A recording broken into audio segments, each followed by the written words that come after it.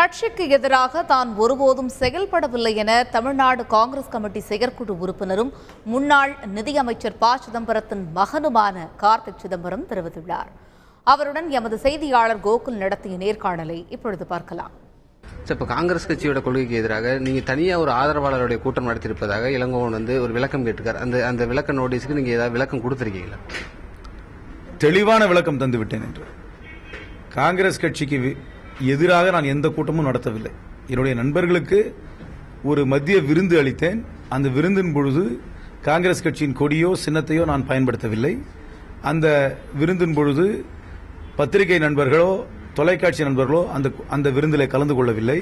என்னுடைய நண்பர்களிடையே நான் ஆற்றிய உரை முழுக்க முழுக்க காங்கிரஸ் கட்சிக்கு ஆதரவாக, காங்கிரஸ் கட்சியின் வளர்ச்சிக்காக ஆற்றிய உரைதான்.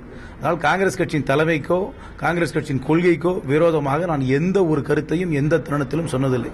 அதற்கு மாறாக வருங்காலத்தில் காங்கிரஸ் கட்சி தமிழகத்தில் எப்படி ஒரு வலிமையான இயக்கமாக இருக்க வேண்டும், மாற வேண்டும் என்பதற்காக என்னுடைய கருத்துக்களை ஆழமாக பதிவு செய்தேன்.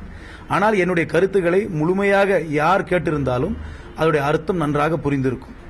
இளங்கோவன் வைக்கக்கூடிய ஒரு முக்கியமான குற்றச்சாட்டு, காங்கிரஸ் கட்சியுடைய மூத்த தலைவர்களையும் குறிப்பா பெருந்தலைவர் காமராசரையும் தொடர்ச்சியாக கார்த்திக் சிதம்பரம் விமர்சனம் செய்து வருகிறார் என்ற ஒரு முக்கியமான குற்றச்சாட்டையும் வச்சிருக்காரு. அதற்கும் சரியான விளக்கம் அளிக்கணும்னு சொல்லியிருக்காரு. அதை பத்தி நீங்க என்ன சொல்றீங்க? தவறான குற்றச்சாட்டு.